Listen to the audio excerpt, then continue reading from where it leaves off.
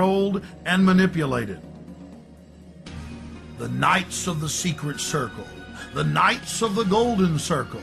This is what high-level KKK members call themselves. But even low-level KKK members do not understand that the KKK itself is part of a larger Masonic organization.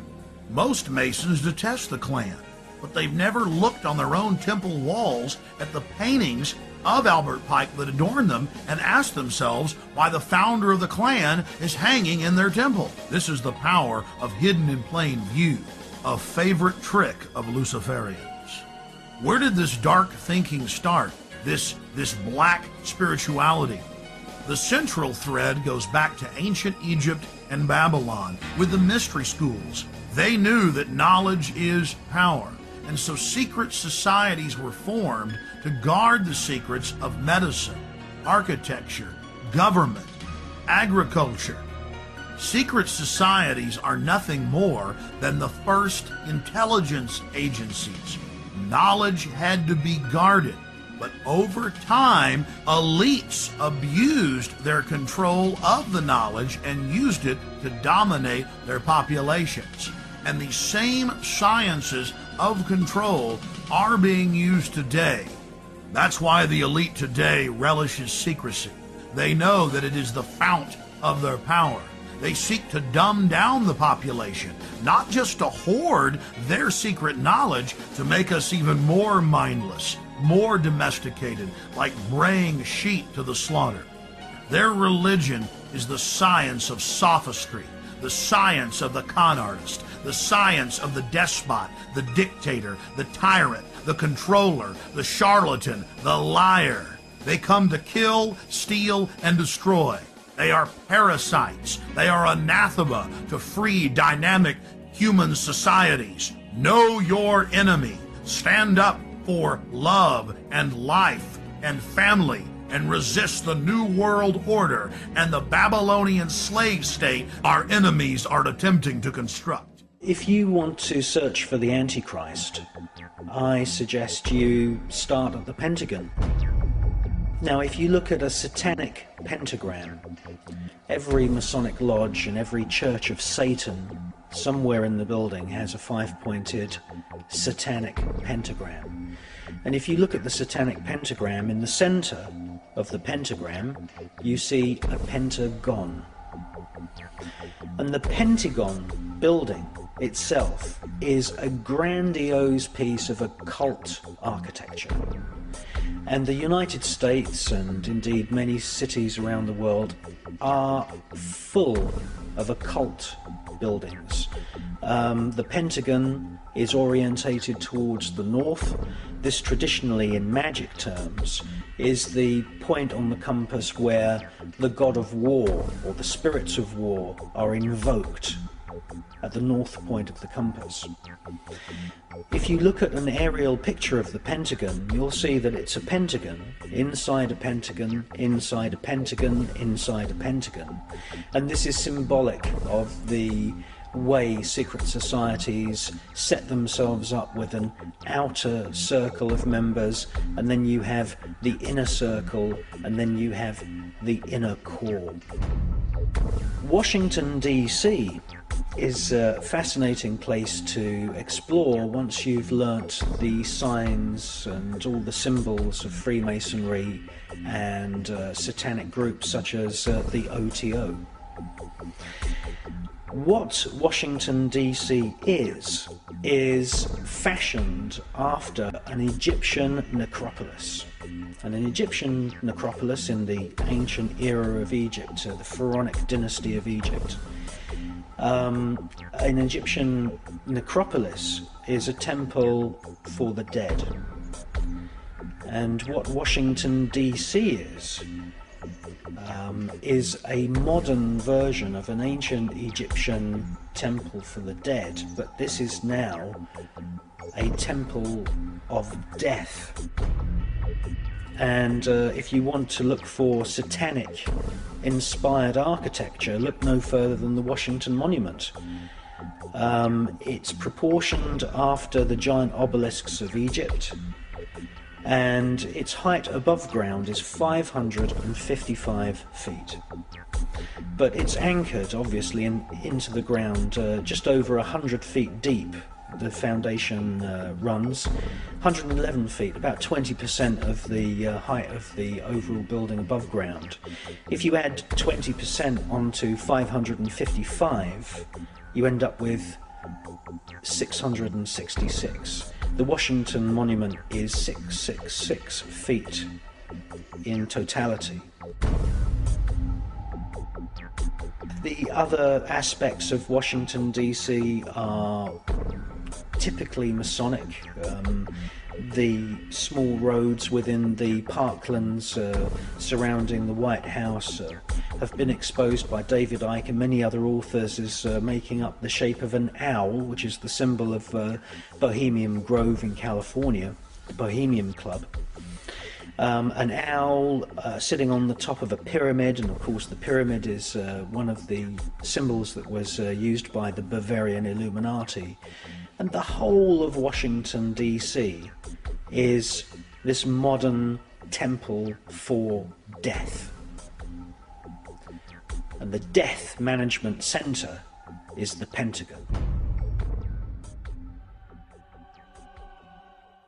worst thing that the occult world ever planned out and carried out, that's called rock music. It is the worst carefully planned out in the occult world. I was the manager of Zodiac Productions, which Zodiac Productions' name's been changed since then. I'm not even sure what they call it now, but it's the largest music conglomerate in the world. It owns RCA Records, Columbia Records, Motown Records, owns almost all the concert booking agencies in the United States. And that's not even the name of the company that owns it. The name of the company that owns it is Brenner Enterprises, and Brenner Enterprises is owned by Chase Manhattan. Chase Manhattan's owned by Standard Oil, and Standard Oil's owned by the Lords of London. You can track it on back. You kind of get the idea after a while.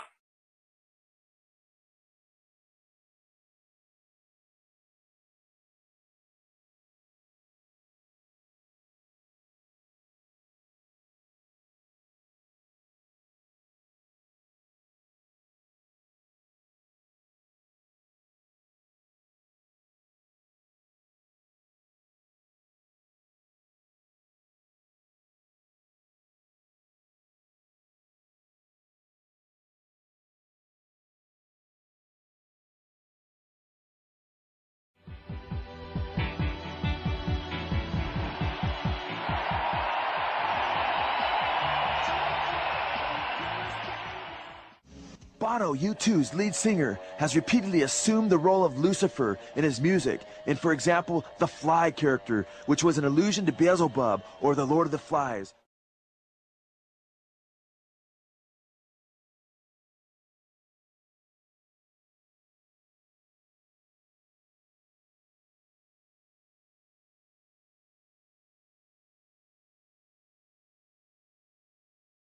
After employing the persona of Beelzebub, the prince of demons, Bono would then later employ the character of Mephisto.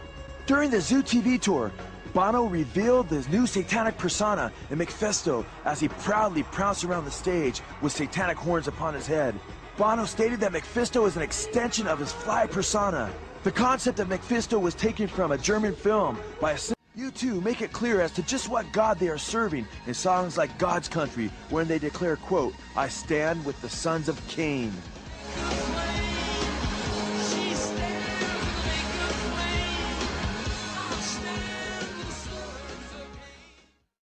From the shadows, they have engineered every major war, revolution, and recession.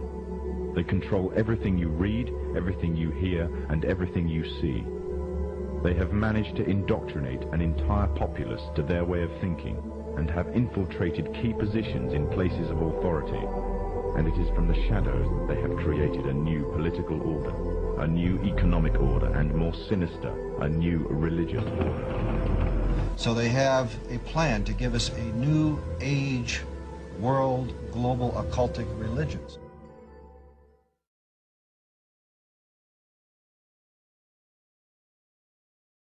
Even the very word music suggests this spiritual dimension. Its etymological root, muse, is the name of the spirit beings, daughters of Zeus, who the ancient Greeks felt were responsible for the inspiration of all art. Over 3,000 years later, this connection between muses, or spirits, and music hasn't just survived, it's thrived. The world of popular music virtually teems with artists who believe they are channelers for spiritual forces, guiding lights to the undiscovered of our subconscious.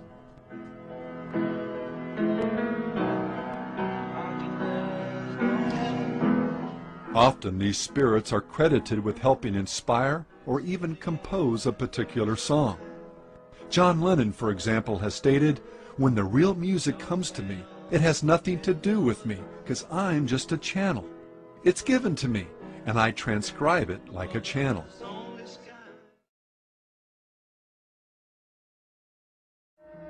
Later in life, Elvis would acknowledge that the strange powers that he'd wielded over his audiences were occultic powers that he'd received from the spirit world. Elvis, as a child, believed that he was being guided by the voice of his brother Jesse, who had died at birth, but later admitted that he was being used by a hierarchy of spirit beings. His close friend Larry Geller wrote that Elvis believed that he was working under the aegis of these masters, that they had helped him. Elvis admitted, "I always felt an unseen hand behind me. I heard that same voice and thought it was my brother. That's what I thought. I heard this guidance guiding me all my life. That's why I'm here and why I'm doing this. This didn't just happen. This wasn't mere happenstance." Author Gary Herman stated that Elvis, quote, recognized the devil's part in his success. My middle name is Misery. Well, I'm evil,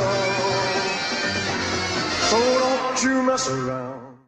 There's a few different ways to look at backwards masking, and there's different types of what people call backwards masking.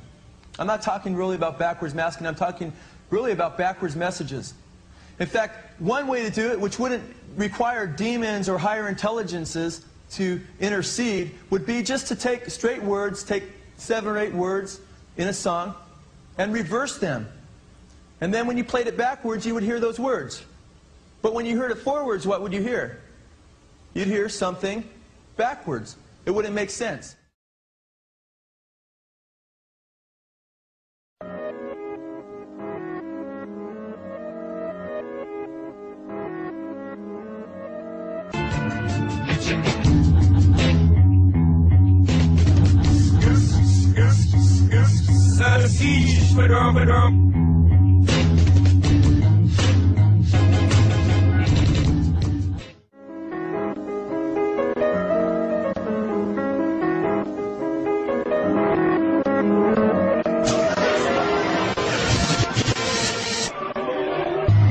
Murder, murder, Jesus.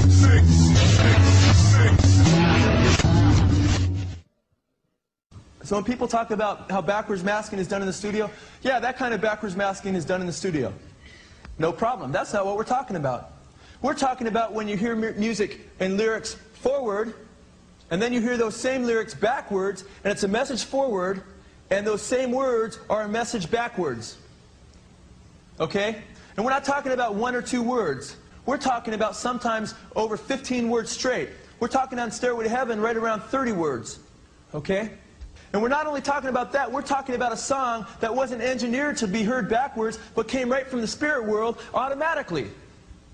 Okay? And then we're talking about, if you wanted to make lyrics backwards on a song, you're going to mess up that song forward pretty bad, right? Well, Stairway to Heaven is the most popular song in rock and roll. If there's a bustle in your hedgerow, don't be alone there. It's just a sprinkling for the May Queen. Yes, there are 2 paths you can go by, but in the long run, there's still time to change the road you're on.